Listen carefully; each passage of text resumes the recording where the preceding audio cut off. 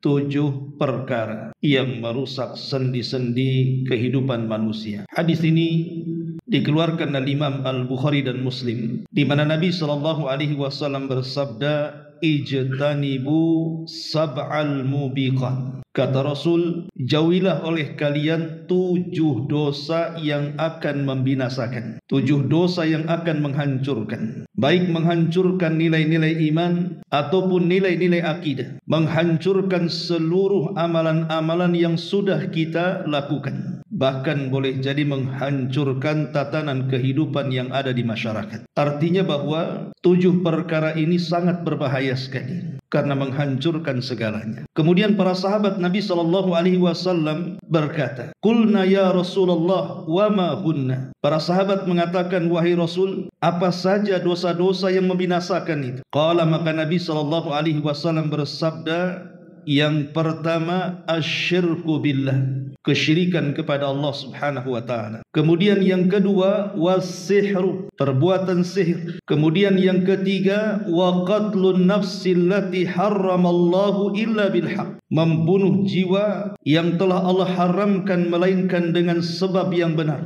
Kemudian yang keempat wa aklur riba, memakan riba. Kemudian yang kelima wa aklu malil yatim, memakan harta anak yatim. Kemudian yang keenam wattawalli yaumaz zahfi, lari dari pertempuran. Dan yang terakhir wa qadhful muhsanatil ghafilatil mu'minat, menuduh wanita yang beriman lagi suci dan menjaga kehormatannya dengan tuduhan bahwa dia berbuat zina. Inilah kata Nabi SAW yang disebut dengan sab'ul mubiqat atau muhlikat, 7 perkara yang membinasakan manusia. Ma'asyiral muslimin wal muslimat yang dimuliakan Allah Subhanahu wa taala, kita tahu bahwa Islam datang dengan membawa agama kesempurnaan dan juga datang dengan agama yang membawa kemaslahatan, baik maslahat untuk individu ataupun masyarakat. Lah kemaslahatan Islam ini pada awalnya dibangun dengan sebuah keyakinan, tapi juga dihancurkan dengan merusak keyakinan. Lah di antaranya Nabi SAW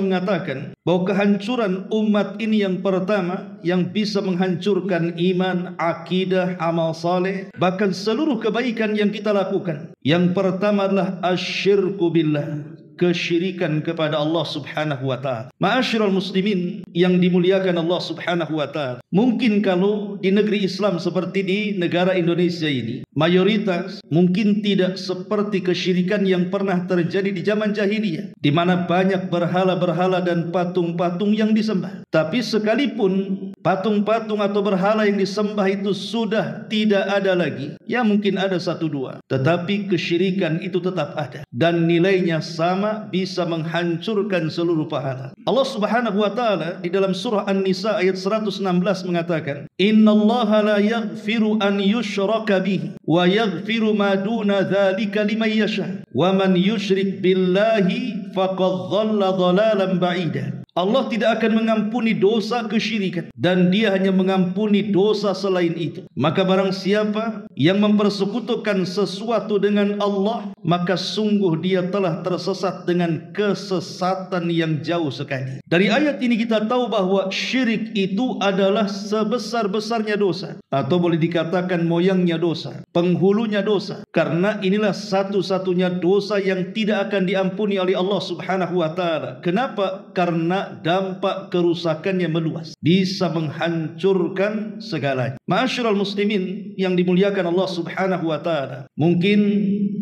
dahulu kita kenal ada namanya pemahaman animisme, percaya akan roh-roh yang gaib yang mengatur, menaungi, mengayomi serta mengendalikan kehidupan manusia.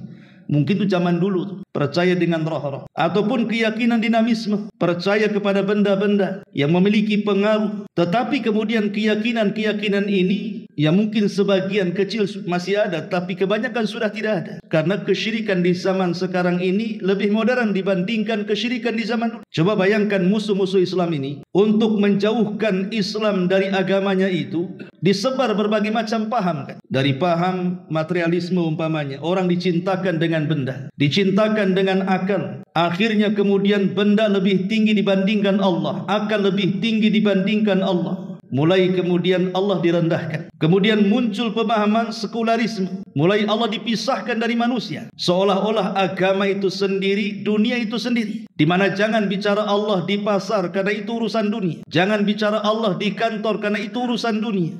Berusaha Allah dipisahkan dari urusan dunia. Cukuplah Allah itu ada di masjid, di majelis taklim dan begitu seterusnya. Akhirnya muncullah paham komunisme yang intinya tidak yakin adanya Allah subhanahu wa ta'ala. Lah pemahaman-pemahaman seperti inilah yang menjauhkan manusia dari agamanya. Sehingga banyak orang yang sadar ataupun tidak jatuh kepada kesyirikan. Nanti kita akan contohkan beberapa kesyirikan-kesyirikan yang terjadi di masyarakat umumnya. Dan mereka tidak sadar bahwa sebagiannya itu adalah syirkul akbar. Syirik yang mengeluarkan mereka dari Islam. Ma'asyiral muslimin wal muslimat rahimani wa rahimakumullah. Kita tahu bahwa kesyirikan itu secara umum dibagi menjadi dua. Ada yang namanya syirkul akbar, ada namanya syirkul asghar. Syirik besar ini jelas mengeluarkan kita dari Islam. Ketika kita terkeluar dari Islam, maknanya kita kafir. Ketika kita kafir, hancur lebur amalan kita. Dan apabila Allah subhanahu wa ta'ala memasukkan kita ke dalam neraka, maka kita tidak akan mungkin keluar darinya. Mereka akan dikekalkan di dalamnya. Tapi kalau syirkul asghar tentu berbeda. Dia hanya menghancurkan amalan yang ditempelinya saja. Umpamanya kita solat duhur dengan sedekah. Saat solat duhur kita ikhlas, tidak ada rianya, maka solat kita diterima oleh Allah subhanahu wa ta'ala. Tapi pas bersedekah kemudian kita mengharap pujian orang, mengharap orang lain melihat sedekah kita dan membicarakannya, kemudian tertanam sifat riya, maka sedekahnya dihancurkan pahalanya. Jadi syirik kecil ini dia hanya menghancurkan pahala amalan yang ditempelinya saja. Kalau amalan itu tidak ditempeli riya, maka tetap amalan itu diterima oleh Allah subhanahu wa ta'ala. Dari sini Allah mengatakan dalam surah Al-Kahfi ayat 110, "Faman kana yarju liqa'a rabbih falyamal amalan salihan wa la yusyrik bi ibadati rabbih ahada." Barang siapa mengharap perjumpaan dengan Rabbnya, maka hendaklah dia mengerjakan amalan yang saleh dan janganlah ia mempersekutukan seseorang pun dalam beribadah kepada Rabbnya. Maksudnya di sini dia tidak mempersekutukan dengan seorang pun dalam ibadah kepada Rabbnya. Hendaklah tidak menyertai riya dalam amalannya. Karena kalau sudah riya menyertai dalam amalannya, maka Allah mengatakan wa qadimna ila ma amilu min amalin faja'alnahu haba'an manthura. Dan kami hadapi segala amal yang mereka kerjakan, lalu kami jadikan amal itu bagikan debu yang berterbangan. Ma'asyiral muslimin yang dimuliakan Allah subhanahu wa ta'ala, mari kita lihat contoh-contoh kesyirikan. Di antara contoh-contoh kesyirikan di masyarakat adalah menyembelih kepada selain Allah. Misalnya menyembelih untuk jin. Itu biasanya zaman dulu, gak tahu apa masih ada zaman sekarang, itu kalau membuat jembatan, padahal jembatannya sudah kokoh, tapi ada keyakinan kalau belum ada korban untuk jembatan ini, maka takut satu hari akan ambruk. Akhirnya kemudian menyembelihlah dengan seekor kerbau atau kambing, kemudian kepalanya ditanam. Kan zaman dulu seperti itu.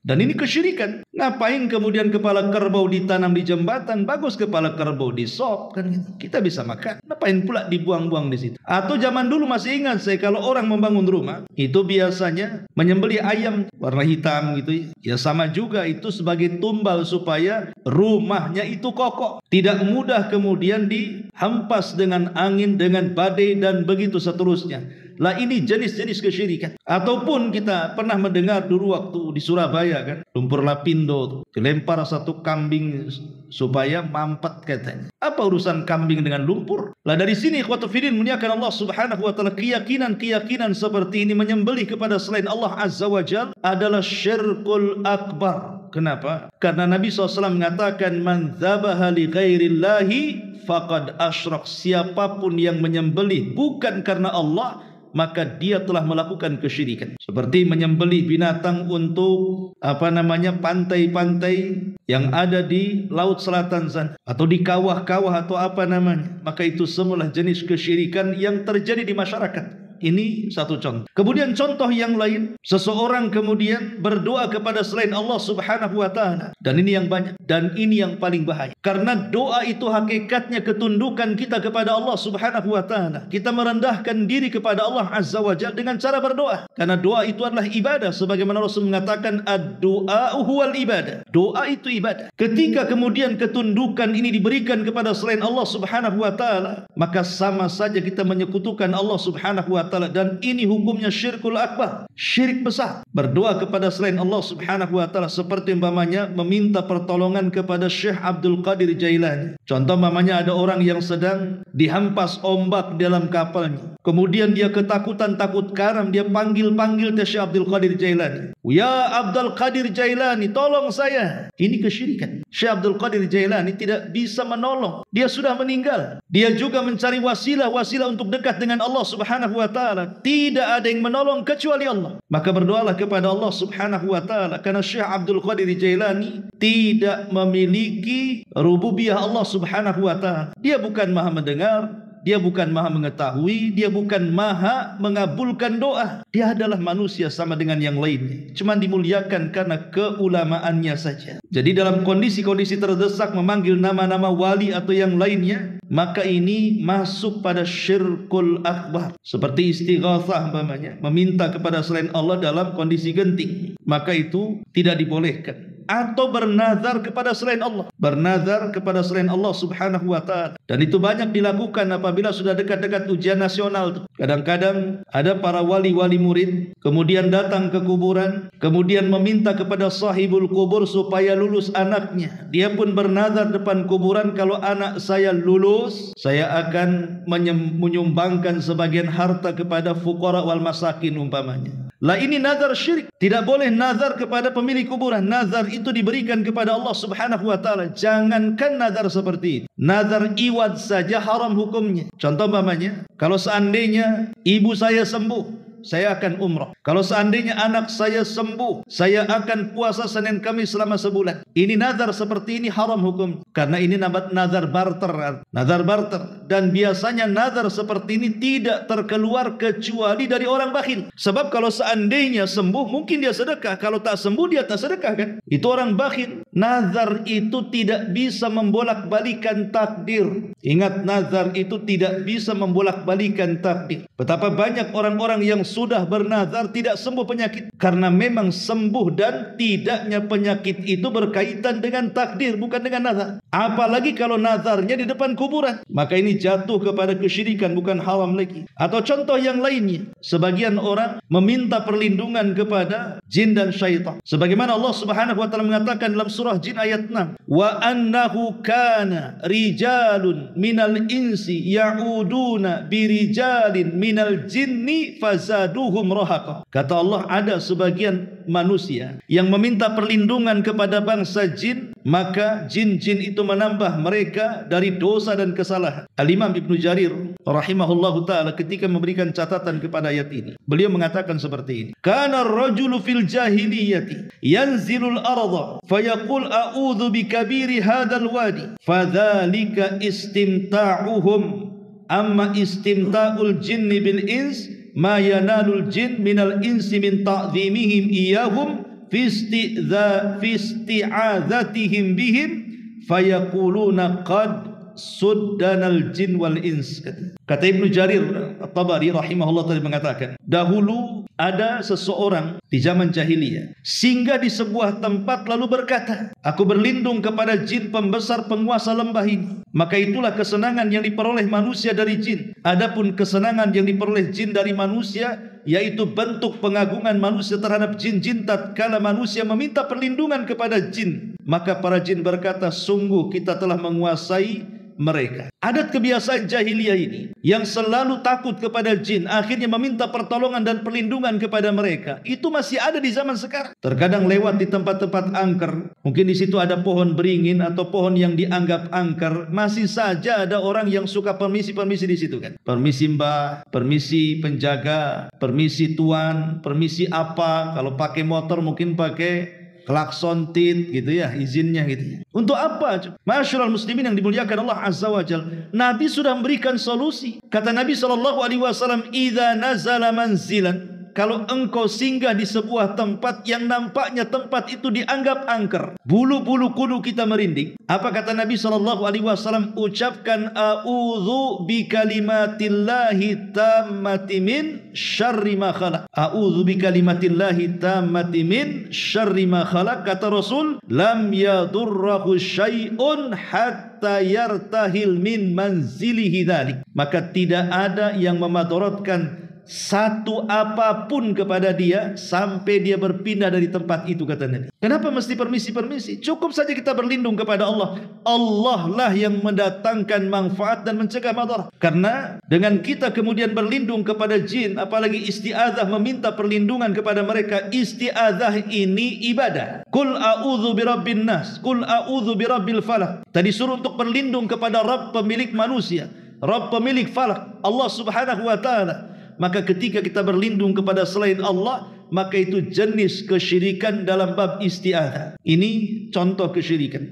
Ma'asyiral muslimin rahimani wa rahimakumullah. Atau lebih daripada itu, keyakinan di masyarakat lah. Keyakinan mereka kepada jimat-jimat yang katanya bisa melariskan dagangan, ataupun jimat-jimat yang bisa mempercepat untuk mendapatkan jodoh, ataupun jimat-jimat supaya menang dalam segala hal. Sampai ada orang judi saja bawa jimat tuh biar menang judinya. Apa enggak kuadrat dosanya? Sudah syirik, haram lagi kan gitu. Lah ini terjadi di masyarakat. Dan orang kalau sudah gandrung dengan jimat, biasanya hatinya akan terpaut dengan jimat itu. Saya pernah berdialog dengan orang Sungai Panas. Dia tak apa ya, banyak jimat di rumahnya. Subhanallah, kita nasihati pun tak dengar dia. Dan dia mengatakan, saya sudah membuktikan gitu, bahwa jimat ini memang untuk keberuntungan saya. Berapa kali saya mau celaka tak jadi gitu. Berapa kali saya mau bangkrut ada yang nolong gara-gara jimat ini. Lihat, betul kata Nabi SAW, man ta'allaqa syai'an wukila ilaihi. Barang siapa yang menggantungkan jimat, maka hatinya akan dipautkan kepada jimat itu. Dan itulah makar daripada syaitan. Ikhwatu fiddin rahimani wa rahimakumullah.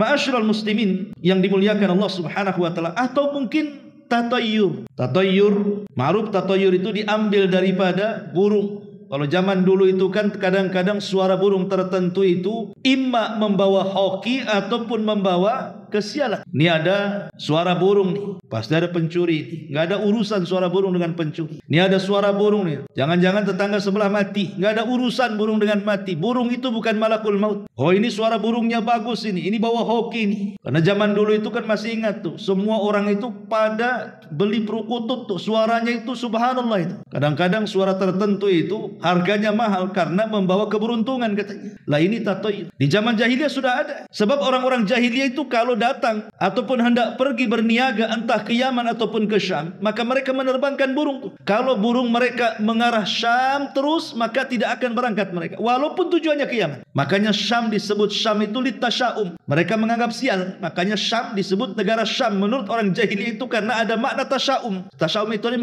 menganggap sial. Jadi kalau burung terbang ke Syam, ini sial nih katanya. Tapi kemudian tato ini kan berkembang hari ini. Bukannya bicara burung saja. Dulu rame-rame ikan lohan, makin besar nong-nongnya katanya makin bagus pula tuh hokinya. Pun belakangan ada tanaman janda bolong, makin besar bolongnya makin banyak hokinya katanya. Kemudian apa lagi? Batu aki. Pernah demam batu aki kan dulu kan. Sampai di warung-warung Padang ada juga tuh di sampingnya jual batu aki. Kalau itu membawa hoki, ngapain kau jual tuh batu aki itu? Kau konsumsi sendirilah biar kaya. Ini penipuan ikhwatu fiddin. Ma'asyiral muslimin yang dimuliakan Allah Subhanahu wa taala, dan banyak lagi contoh kesyirikan yang terjadi di masyarakat ini. Atau mungkin seseorang lebih tawakal kepada makhluk dibandingkan tawakal kepada Allah Subhanahu wa taala. Takut dipecat bosnya nanti makan apa. Ini kan kesyirikan juga. Ataupun boleh jadi mungkin mengatakan kalau bukan karena dia atau kalau bukan karena engkau, Allah ditiadakan di sini. Kadang-kadang orang itu kemudian memalingkan tawakal kepada selain Allah Subhanahu wa taala. Cinta kepada selain Allah, takut kepada selain Allah, harap kepada selain Allah. Ini semua adalah kesyirikan dan ini menghancurkan seluruh amal ibadah kita. Ini yang pertama, asyirku billahi azza wa jalla. Kehancuran pertama atau hal-hal yang menghancurkan pertama adalah melakukan kesyirikan kepada Allah azza wa jalla. Yang kedua, kata Rasul, was-sihru. Sihir.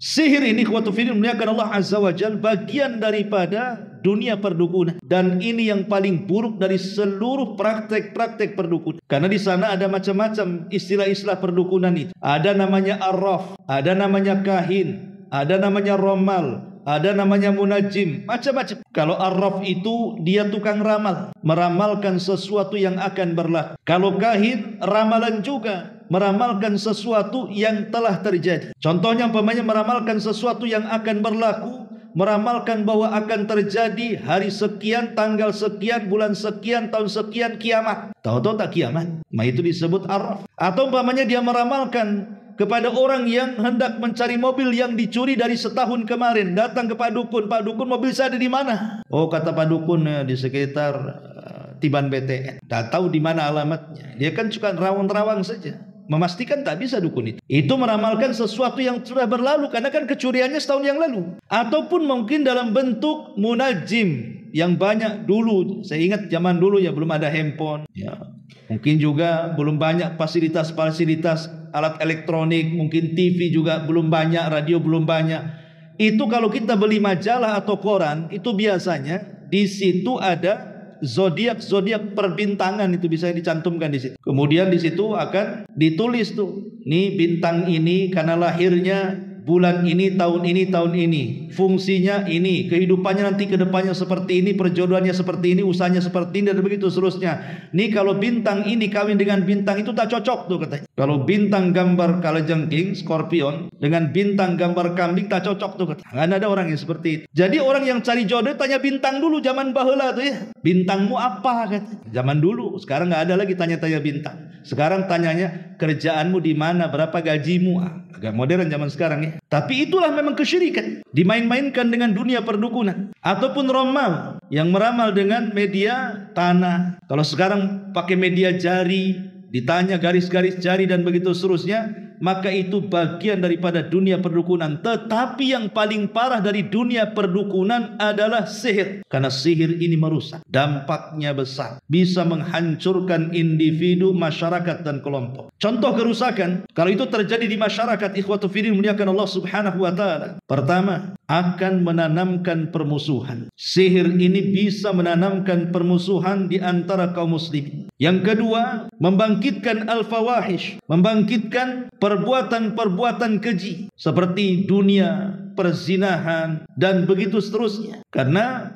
para pelacur itu terkadang mereka kemudian datang ke dukun hanya untuk melariskan dirinya. Kemudian diberikan susuk-susuk tertentu, ditancapkan di mukanya biar nampak cantik dan begitu seterusnya. Akhirnya larislah dunia perdukunan. Jadi membangkitkan al-fawahish, perbuatan-perbuatan keji di tengah-tengah masyarakat dan juga keharaman, dan akan menjauhkan dari akhlak yang baik. Kemudian juga sihir ini bukan hanya itu, mengantarkan kepada al-kabair, dosa besar. Karena biasanya mereka lebih yakin dengan Pak Dukun dibandingkan yakin dengan Allah Subhanahu wa taala. Jadi akan menimbulkan macam-macam ya, permusuhan, kekerasan, maksiat, dosa dan yang semacam. Ataupun pamannya bahaya yang menimbulkan kepada diri sendirilah, yang orang-orang yang disihir itu. Terkadang di antara mereka ada yang lumpuh bertahun-tahun, tidak bisa jalan. Terkadang mereka berbaring, stroke, tidak bisa apa-apa, tidak bisa melihat dunia luar.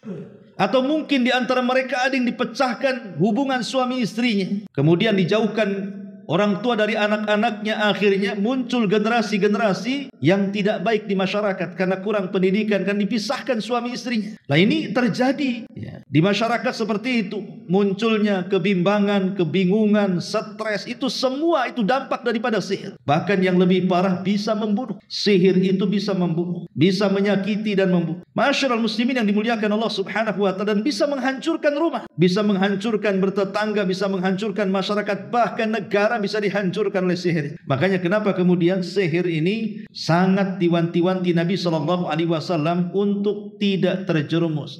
Kenapa sihir ini begitu diharamkan dalam Islam? Pertama, karena dunia sihir itu biasanya adamu ijlalillahi azza wa jalla. Di dalamnya tidak ada pengagungan kepada Allah. Sihir itu tidak ada pengagungan kepada Allah.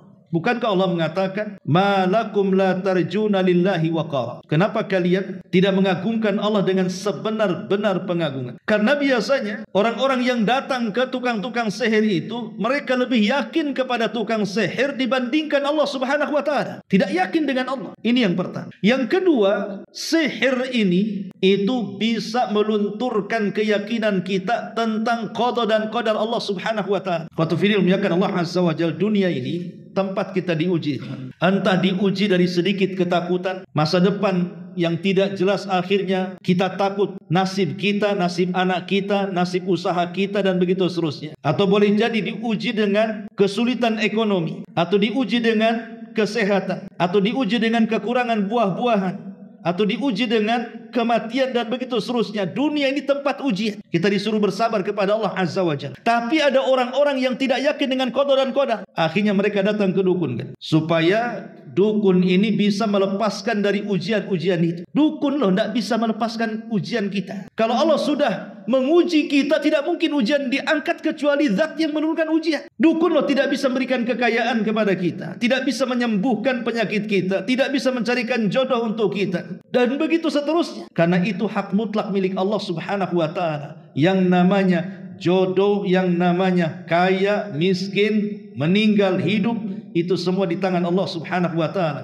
Jadi intinya dunia sihir dan perdukunan itu melunturkan keyakinan kepada qada dan qadar Allah Azza wa Jalla. Yang ketiga, menghilangkan tawakal. Dunia sihir ini menghilangkan tawakal dan keyakinan kita kepada Allah Subhanahu wa taala. Allah mengatakan, "Kun lan yusibana illa ma kataballahu lana huwa maulana wa 'alallahi falyatawakkalul mu'min." Katakan, tidak ada musibah yang menimpa kita kecuali semua sudah dicatat Allah di Lauhil Mahfuz. Dialah zat yang telah melindungi kita, maka kewajiban bagi seorang mukmin bertawakallah kepada Allah Subhanahu wa taala, kata Allah. Artinya, musibah yang Allah berikan itu murni datang dari Allah. Boleh jadi sifatnya Allah mau mengangkat derajat kita. Boleh jadi sifatnya Allah mau menghapuskan dosa-dosa kita. Boleh jadi sifatnya mungkin Allah Subhanahu wa taala hendak menegur kita. Tapi ada orang yang tidak tahan ujian, datang ke dukun. Datang ke dukun dan mengatakan, "Saya sudah sakit bertahun-tahun. Wahai Pak Dukun, tolong sembuhkan saya." Akhirnya dia kena tipu. Kena tipu. Penyakit pula tak hilang, uang pula habis. Itulah pebodohan namanya. Kemudian yang keempat, ta'alluqul qalbi bil khurafati wal asatir. Maka hati seseorang itu akan dikaitkan dengan perkara-perkara yang bersifat khurafat atau bersifat dongeng-dongeng yang tidak jelas. Karena dunia perdukunan, sihir dan yang semacamnya itu identik dengan khurafat kan. Ngomong macam-macam tidak jelas. Terkadang orang-orang yang datang padahal sakit kepala dia, minum bodrek sudah sembuh, tapi kalau datang ke dukun itu ceritanya lain. Oh, kamu kena sihir. Ini jin yang masuk ke kepalamu ada 16. Oh, kamu harus nyembelih ini. Boleh nggak saya pindah penyakitmu ke ayam? Macam-macam dia. Ya. Jadi dia akan cerita yang aneh-aneh, khurafat-khurafat. Ma'asyiral muslimin rahimakumullah. Kemudian dunia sihir, dukun dan yang semacamnya itu akan menimbulkan was-was. Kenapa orang bisa was-was, ikhwan? Itu karena dari syaitan. Setanlah yang membuat kita was-was. Dan was-was yang paling besar ketika setan datang kepada kita, kemudian menghayalkan tentang beberapa pertanyaan. Siapa yang menciptakan langit? Kita jawab Allah. Siapa yang menciptakan bumi? Kita jawab Allah. Siapa yang menciptakan alam semesta? Kita jawab Allah. Sampai ketika mentok pertanyaan itu, muncullah dalam otak kita, lalu siapa yang menciptakan Allah? Nah, ini bahaya. Ya. Kalau sudah sampai hayalan kita terbayang siapa lalu yang menciptakan Allah, maka Nabi SAW mengatakan, "Falyasta'idz billahi minasyaitonir rajim." Segeralah kita beristiadzah kepada Allah Subhanahu wa taala. Dalam riwayat, "Falyaqul amanna billah." Katakan aku beriman kepada Allah Azza wa Jalla. Itu yang paling besar itu nanti was-was itu. nanti dalam ibadah juga masuk tuh. Ada orang takbiratul ihram tak jadi-jadi, 100 kali takbiratul ihram baru mantap. Ada orang yang berwudu menghabiskan air 1 bak mandi habis karena was-was, bolak-balik saja dia ke kamar mandi. Ada orang yang dihinggapi was-was seperti itu, dan itu semua dari syaitan. Dan ingat bahwa sumber was-was itu 3. Kenapa manusia terjangkit was-was itu? Karena ada 3 perkara. Pertama, karena jahil. Orang jahil itu pasti was-was. Kalau dia punya ilmu, dia tahu tentang ilmu solat, ilmu wudu, ilmu akidah, insya Allah tidak akan ada waswas. Yang kedua, karena ziyadatul iman, bertambah iman. Terkadang setan datang ngasih waswas. Loh, kenapa tambah iman jadi waswas? Ya, contoh umpamanya ada orang yang dulunya jahat kemudian hijrah. Sebagian mereka mengatakan, dulu waktu aku masih jahiliyah, usahaku lancar, lubang-lubang usaha di mana-mana, modal sedikit aja untungnya besar. Kok sekarang aku sudah hijrah kok makin seret ekonomi saya? Kok malah usaha yang saya miliki kok tergulung-gulung tikarnya? Kapan terbuka-bukanya? Ada orang yang diberikan was-was setelah bertobat.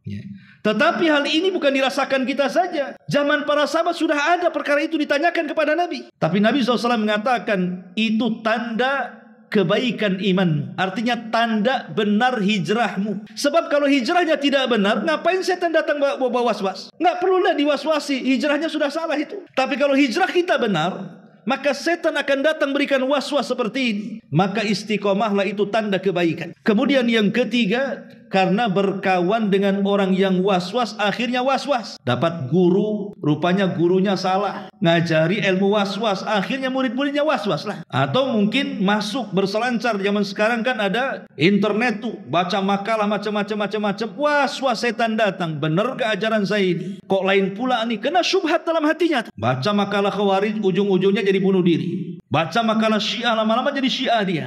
Itu was-was namanya. Makanya agama seseorang itu digantungkan temannya. Kalau sekarang kan temannya ya handphone ini. Lah hati-hati, handphone ini bisa menjadi perusak akidah dengan masuknya was-was syaitan kepada keyakinan yang sudah kita yakini. Lah ini dampak daripada sihir juga. Termasuk juga yang lebih parah tentu, sihir mengantarkan kepada kesyirikan kepada Allah Subhanahu wa taala. Ini yang kedua. Yang ketiga, wa qatlun nafs, membunuh jiwa. Di dalam Al-Qur'anul Karim Allah Subhanahu wa taala mengatakan dalam surah An-Nisa ayat 93, "Wa man yaqtul mu'minan muta'ammidan fajaza'uhu jahannam khalidan fiha wa ghadiballahu 'alaihi wa la'anahu wa a'adda lahu 'adzaban 'azima." Dan barang siapa yang membunuh seorang mukmin dengan sengaja, maka balasannya 1 jahannam, 2 kekal di dalamnya. Maksud kekal di dalamnya saking lamanya, bukan kekal tidak akan keluar maksudnya ya.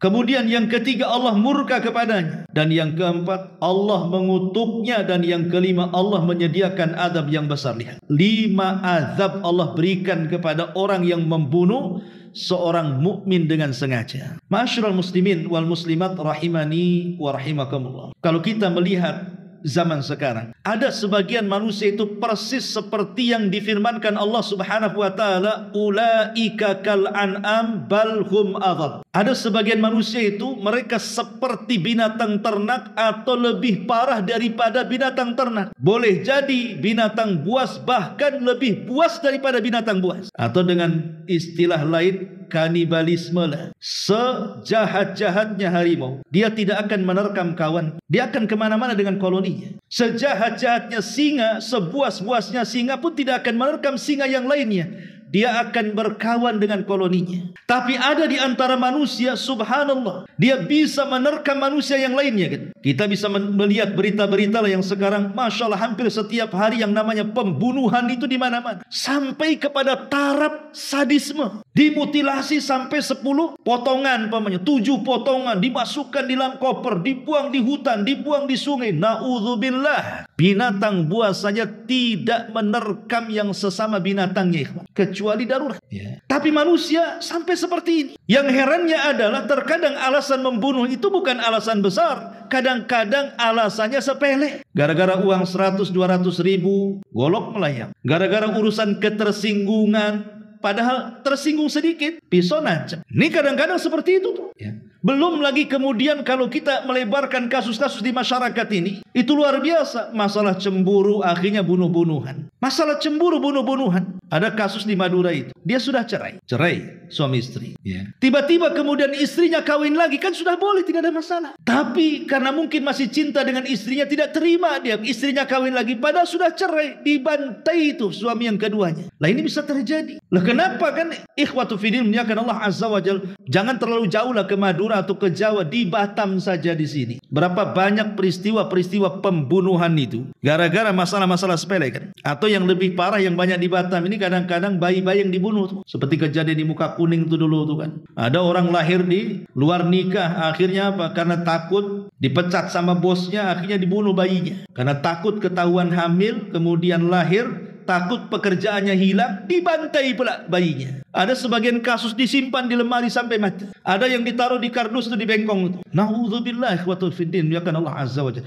Mereka tidak paham bahwa bayi-bayi yang tidak berdosa itu nanti pada hari kiamat akan membawa kepala dengan tangan kanan dan tangan kiri akan membawa yang membunuhnya. Kemudian bayi ini akan mengatakan di hadapan Allah, "Ya Rabb, sal hadza lima qatalani." Ya Rabb, tanya orang ini kenapa dia sampai membunuhku. Allah isyaratkan dalam Quran, wal mau'udatu su'ilat bi ayyi dzambin qutilat. Dan bayi-bayi yang dibunuh secara sadis padahal dia tidak punya dosa, dia akan ditanya di hadapan Allah, kenapa kau bunuh tuh anak-anak yang tak berdosa. Ma'asyiral muslimin yang dimuliakan Allah Subhanahu wa taala, jadi kadang-kadang persoalannya persoalan cemburu, persoalan hutang pihutang, persoalan malu kehormatan, persoalan sakit hati, macam-macam kan. Tapi yang jelas ikhwatu fiddin, bahwa Islam ini agama yang menghormati hak-hak hidup bagi manusia. Ingat, Islam ini agama yang menghormati hak-hak hidup manusia. Makanya kenapa Islam datang dengan membawa 5 perkara. Salah satunya hifdun nafsi, menjaga jiwa. Sampai Nabi SAW mengatakan, innama amwalukum, inna dima'akum wa amwalukum wa a'radakum haramun ka hurmati yaumikum hadha, kata Rasul.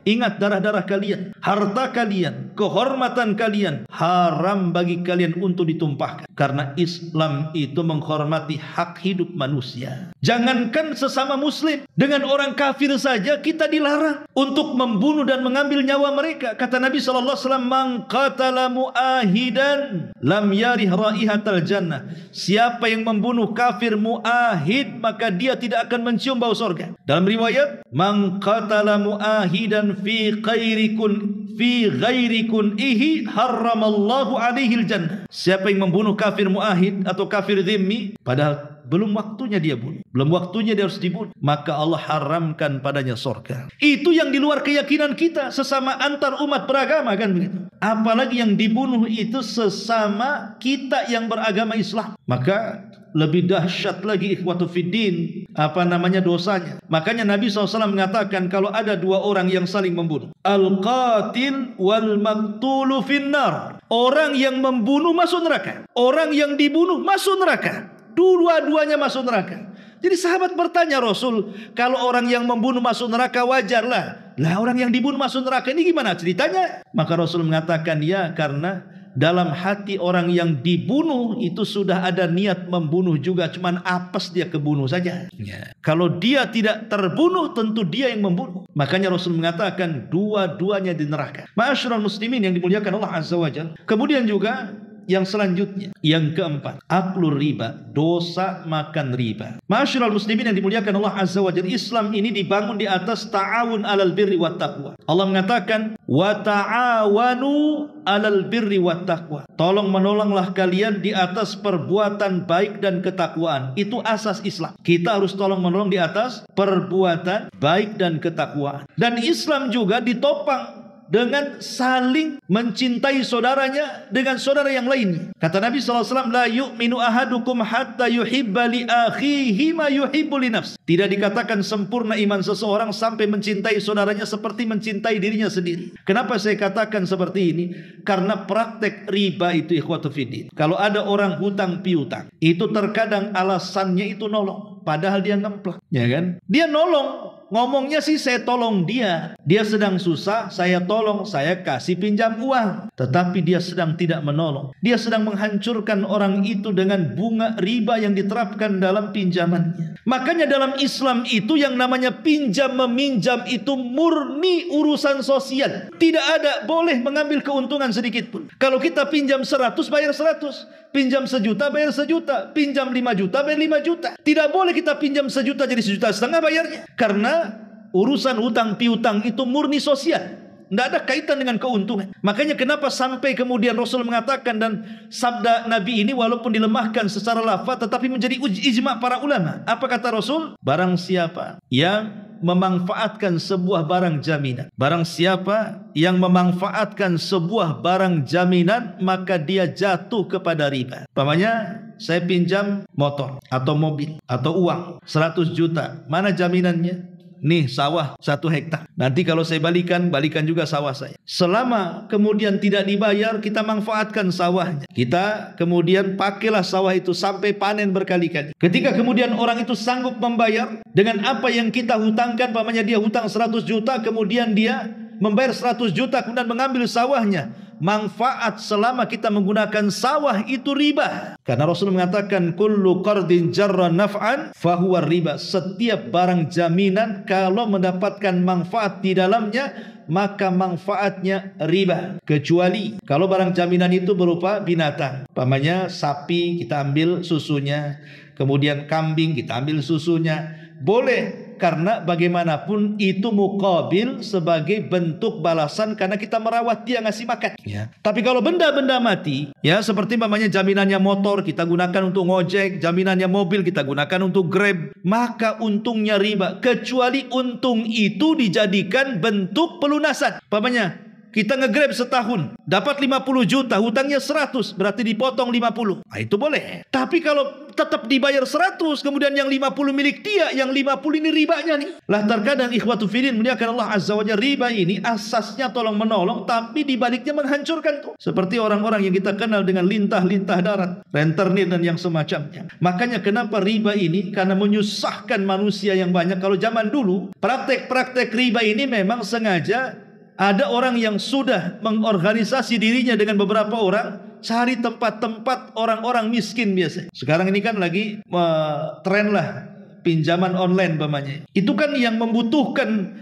pinjaman-pinjaman itu kan orang-orang yang sedang susah. Sengaja dengan macam-macamnya kan, dengan iklan-iklannya. Kadang-kadang riba ini bukan hanya ada di bank-bank konvensional saja. Nampak kantornya, nampak rukonya. Tapi sampai ke pagar-pagar, sampai ke pohon-pohon, sampai ke pohon nangka, silahkan pinjam dengan bunga rendah, tinggal datang ini hubungi. La ilaha illallah. Ya.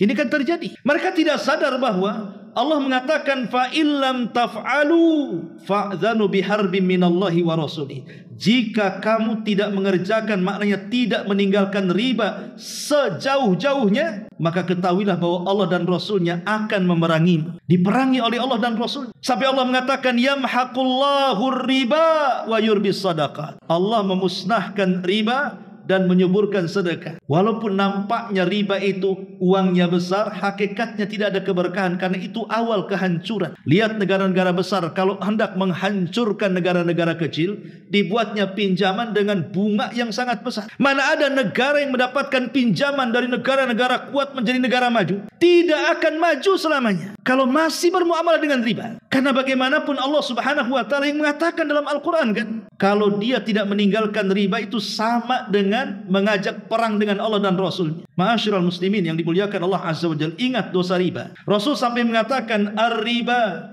sab'una baban aisaruha an yankiha ar-rajulu ummah. Dosa riba itu memiliki 70 pintu. Yang paling ringan dosanya adalah seperti anak berzinah dengan ibu kandungnya. Dalam riwayat, dirhamu riba ya'kuluhu ar-rajul wa huwa ya'lam ashaddu min 36 zaniyatan. 1 dirham yang dimakan oleh seseorang dari hasil riba dan dia paham bahwa itu adalah hasil riba, maka dosanya lebih besar dibandingkan 36 kali berzina. 1 dirham. Berapa 1 dirham? Dirham itu separuh dinar. 1 dinar itu 4 gram lebih. 1 dirham itu 2 gram lebih kalau diemaskan. Kalau 1 gramnya 500 berarti 1 juta, anggaplah 1.200.000, 1,5 juta. Maka kalau kita memakan uang riba sebanyak itu lebih besar dosanya dibandingkan 36 kali berzina. Naudzubillah. Ya. Ma'asyiral muslimin yang dimuliakan Allah Azza wa Jalla, wajar kalau Rasul mengatakan la'anallahu, la'ana Rasulullah sallallahu alaihi wasallam akilar riba wa mukilahu wa katibaihi wa syahidaihi qalahum sawa, kata Rasul. Jabir mengatakan Rasul melaknat yang memakan riba, memberi makan riba, menulis riba, saksi-saksi riba. Kata Rasul dosanya sama. Oh, saya nggak makan riba Ustaz, saya kan notarisnya, sama. Saya nggak makan riba Ustaz, enggak, saya hanya satpamnya saja, sama. Disamakan, coba bayangkan. Bukan berarti yang makan lebih besar dosanya, sama dilaknatnya. Naudzubillah. Ya. Makanya kenapa Nabi SAW sangat keras tentang hal ini. Sampai-sampai Nabi menjelaskan bagaimana pemakan riba itu akan dibangkitkan di kuburan mereka seperti orang gila, oyong, seperti orang disambar setan. Dan itu digambarkan dalam Al-Quran kan. Orang-orang pemakan riba itu seperti seolah-olah disambar setan. Nah, ini hal-hal yang harus dipahami. Di dunia saja sudah tidak berkah, macam mana pula di akhirat yang dikatakan la yakumuna illa kama yakumu kama yakumul ladzi yatakhabbatuhu syaitanu minal mas. Pemakan riba ini kelak pada hari kiamat mereka tidak akan dibangkitkan kecuali dalam keadaan gila seperti disambar setan. Ini yang keempat. Kemudian yang kelima, karena waktu juga, akilu malil yatim, memakan harta anak yatim. Ma'asyiral muslimin yang dimuliakan Allah Subhanahu wa taala, kewajiban kita dalam Islam adalah menyayangi anak yatim. Sebab kalau anak yatim tidak kita sayangi, kemudian dia tumbuh besar dan dewasa, kemudian menjadi anak nakal, maka akan tertanam dendam dalam hati kepada orang-orang yang tidak menyayangi di sekitarnya, dan ini akan merusak masyarakat. Kalau ada satu anak yatim, satu desa tidak sayang dengan dia, tidak membantu dia, tidak mengkafil dia, kemudian anak ini tumbuh besar dan menjadi jahat, maka dia akan berbuat jahat kepada orang di sekitarnya. Itulah kalau kita tidak memperhatikan anak yatim, rusak masyarakat. Makanya kenapa Nabi SAW sangat sayang dengan anak yatim, karena dia juga yatim. Nabi itu ketika di kandungan ibunya 6 bulan, ayahnya meninggal. Ketika usianya 6 tahun, ibunya meninggal, dan dia menjadi yatimnya anak yatim. Makanya wajar setelah Nabi SAW tumbuh menjadi dewasa dan besar dan diangkat menjadi Nabi, dia adalah orang yang paling sayang dengan anak yatim. Sampai dia mengatakan, ana wa kafilul yatim fil jannati kahatain. Aku dan anak-anak yatim seperti ini, kata Rasul, kelak di sorga. Dan Allah Subhanahu wa taala menganggap bahwa orang yang menelantarkan anak yatim itu sebagai pendusta agama. Walaupun dia sholat, dusta sholatnya. Walaupun dia puasa, dusta puasanya. Walaupun dia sedekah, dusta sedekahnya. Walaupun dia haji, dusta hajinya. Karena Allah mengatakan, ara'aital ladzi yukadzibu biddin. Tidakkah kau lihat para pendusta agama itu? Tidakkah kau lihat para pendusta agama itu? Ara'aital ladzi yukadzibu biddin, fadzalikal ladzi yadu'ul yatim. Nomor pertama diletakkan di sini. Mereka lah orang-orang yang menghardik anak yatim. Ma'asyiral muslimin yang dimuliakan Allah Azza wa Jalla. Lah salah satu bentuk hardikan kepada anak yatim adalah memakan hartanya. Dan ini banyak terjadi di masyarakat. Pamannya ada anak, ya anak ini terlahir dengan harta yang banyak. Kebunnya banyak, uangnya banyak. Kemudian adalah pamannya. Dia mengatakan kasihan dia itu masih kecil. Saya harus rawat dia, biar hartanya saya kuasai dulu. Nanti kalau sudah besar, saya kasihkan dengan dia. Itu ucapan saat meninggal orang tuanya. Tapi setelah meninggal orang tuanya, mulailah setan datang. Kemudian memberikan was-was, kuasai hartanya. Betapa banyak paman, saudara akhirnya menguasai harta anak yatim. Ataupun yang berkedok yayasan-yayasan panti asuhan. Betapa banyak kemudian orang-orang yang berkedok yayasan panti asuhan, sebenarnya tidak ada anak yatimnya, 1-2 saja. Tetapi kita lihat, terkadang yang dimakan pengelola lebih enak dibandingkan anak yatimnya. Pakaian yang dipakai pengelola lebih indah dibandingkan anak yatimnya. Kendaraan yang dipakai lebih mewah dibandingkan anak yatimnya. Nah ini, kalau sampai berlebihan mengambil hak mereka, maka ini sangat tercela, karena Allah mengatakan, alladzina ya'kuluna amwalal yatama zulman innama ya'kuluna fi butunihim nara. Orang-orang yang makan harta anak yatim, hakikatnya mereka memakan api dalam perut-perut mereka pada hari kiamat. Naudzubillah. Ma'asyiral muslimin yang dimuliakan Allah Subhanahu wa taala.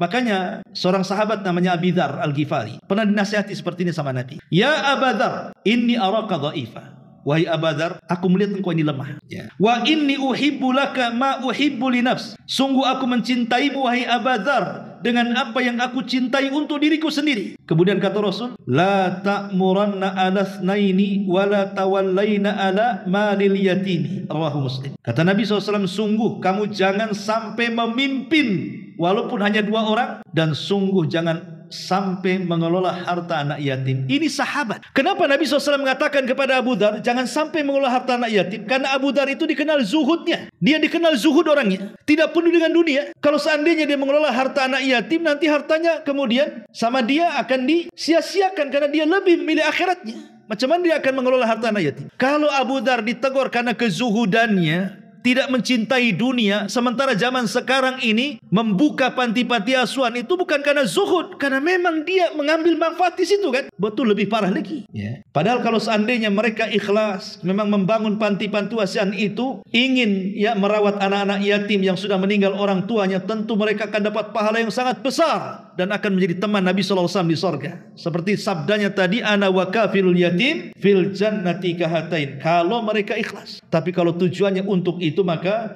akan merusak segalanya. Ini yang kelima. Kemudian yang keenam, kata Nabi SAW, at-tawalli yaumaz zahfi, lari dari peperangan. Di dalam Al-Quran Allah mengatakan, ya ayyuhalladzina amanu idza laqitumul ladzina kafaru zahfan fala tuwalluhumul adbar wa man yuwallihim yawma idzin duburahu illa mutaharrifa liqitalin aw mutahayyizan ila fi'atin faqad ba'a bighadabin minallah wa ma'wahu jahannam wa bi'sal masir. Wahai orang-orang yang beriman, apabila kamu berjumpa dengan orang-orang kafir yang sedang menyerangmu, maka janganlah kamu membelakangi mereka alias mundur. Barang siapa yang membelakangi mereka mundur di waktu itu kecuali berbelok untuk siasat perang atau hendak menggabungkan diri dengan pasukan lain, maka sungguh orang itu kembali dengan membawa murka Allah, tempatnya neraka jahanam, dan amat buruk tempat kembali. Lari dari peperangan adalah sebuah pengkhianatan. Pengkhianatan dari aturan-aturan jihad. Terkadang manusia itu diberikan oleh Allah Subhanahu wa Ta'ala 2 kondisi. Terkadang ada kondisi nikmat, kondisi aman, dan kita bisa beribadah dalam kondisi-kondisi seperti itu dengan sholat, puasa, dan yang semacamnya.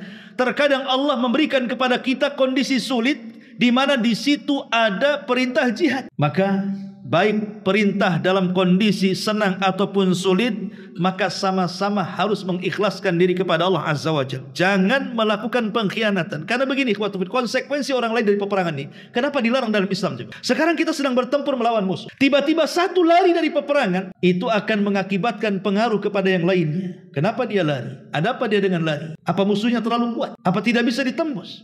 Akhirnya akan mempengaruhi yang lainnya. Dan pengaruh inilah yang akan melemahkan kaum muslimin, sehingga terjadi pengkhianatan dalam jihad.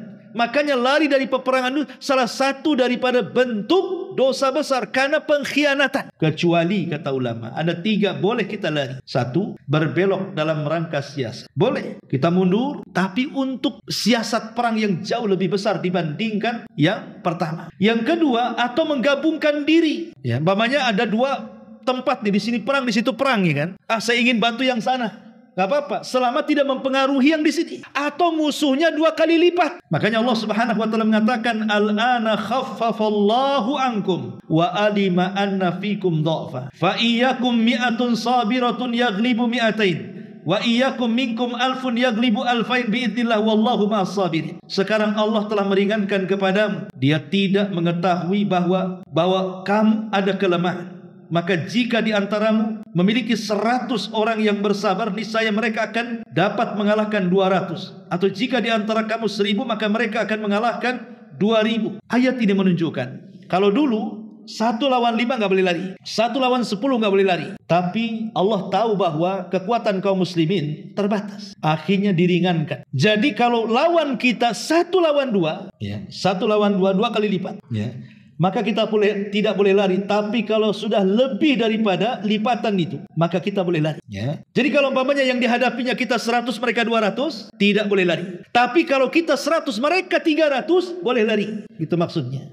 karena tidak seimbang. Itu dibolehkan dalam kondisi seperti ini. Nah, tapi faedahnya bahwa kenapa kemudian Islam melarang kita lari dari pertempuran? Karena ini bentuk pengkhianatan, melemahkan kaum muslimin. Dan yang terakhir adalah qadful muhsanatil mu'minatil ghafilat, menuduh wanita yang baik-baik yang tidak tahu apa-apa dituduh berzina. Seperti mamanya kisah Ummul Mukminin Aisyah radhiyallahu anha, dituduh oleh orang-orang munafik berzina dengan Safwan ibn Mu'attil. Turun surah An-Nisa. Allah Subhanahu wa taala berfirman, "Walladzina yarmunal muhsanati thumma lam ya'tu bi arba'ati syuhada fajliduhum 80 jaldah wala taqbalu lahum syahadatan abada ulaika humul fasiqun." Dan orang-orang yang menuduh wanita yang baik-baik dan mereka tidak mendatangkan 4 saksi, maka pukullah mereka 80 cambukan, dan janganlah kamu terima persaksian mereka selamanya, dan mereka itu orang-orang yang fasik. Dalam ayat yang lain, innal ladzina yarmunal muhsanatil ghafilatil mu'minat lu'inu fid dunya wal akhirah walahum adzabun adzim. Sesungguhnya orang-orang yang menuduh wanita baik-baik yang beriman, maka mereka dilaknat di dunia dan akhirat, dan bagi mereka azab yang sangat besar. Dan ini biasanya terjadi pada suami istri. Pada suami istri biasanya terjadi, di mana mungkin salah satu dari pasangan itu menuduh selingkuh yang lain. Maka tidak bisa dalam Islam itu tuduh menuduh itu kecuali dengan bukti. Contoh bukti mamanya, antum keluar dari rumah kerja setahun atau 2 tahun, tiba-tiba istri hamil. Ini hamil dari mana? Itu ada bukti kan? Saya sudah 2 tahun safar, kemudian pulang kok hamil. Ini siapa, bayi siapa ini? Itu bukti namanya. Karena saya tidak pernah menggauli dia. Tapi kalau seandainya hari-hari kita di rumah, hari-hari kita bergaul dengan dia, hari-hari kita kemudian juga menggauli istri kita, kemudian hamil, kita katakan, ini anak siapa? Oh, tiap malam kau yang gauli kok. Nanya pula anak siapa. Ya. Jadi ini kadang-kadang kalau tidak ada bukti, maka tidak boleh. Jangankan itu, kita punya tetangga nih. Ada perempuan, zahirnya sih ya, mungkin tampilan-tampilan perempuan remang-remang, perempuan gelap-gelap nggak jelas gitu. Dia pergi pagi, pergi sore, pulang pagi. Kemudian kita katakan pezina itu. Boleh? Nggak boleh. Walaupun kita mungkin melihat, gimana Ustaz nggak dikatakan dia wanita pezina? Dia keluar jam 8 malam, pagi, kemudian pulang. Tampilannya pun kayak gitu. Dalam Islam tetap kita harus berhusnudzon kepada Allah. Karena dengan menuduh berzina itu kita harus mendatangkan 4 saksi masalahnya. Mendatangkan 4 saksi. Dan saksi yang didatangkan harus melihat saat dia berzina. Kalau seorang mendobrak rumah, walaupun dua-duanya telanjang, yang satu di pojok sana, yang satu di pojok sana, tidak bisa dikatakan berzina. Karena saksinya tidak melihat langsung saat dia berzina. Itulah betapa pentingnya kenapa Islam menjaga kehormatan seorang muslim itu. Sampai ada aturan-aturan seperti ini, sampai tidak boleh kemudian menuduh sembarangan. Dan di sini faedahnya adalah wajib kita menjaga lisan. Wajib kita menjaga lisan untuk tidak mudah menuduh-nuduh manusia dengan sembarang, karena satu kalimat yang membuat Allah murka itu sudah mencukupkan menjungkir balikan kita ke dalam jahanam sejauh barat dan timur. Na'udzubillah, summa na'udzubillah. Wallahu a'lam bishawab. Ini yang bisa saya sampaikan, mudah-mudahan ada manfaatnya. Afwan terlalu lama. Subhanaka bihamdika asyhadu an la ilaha illa anta astaghfiruka wa atubu ilaik. Allahu ta'ala alam. Assalamualaikum warahmatullahi wabarakatuh.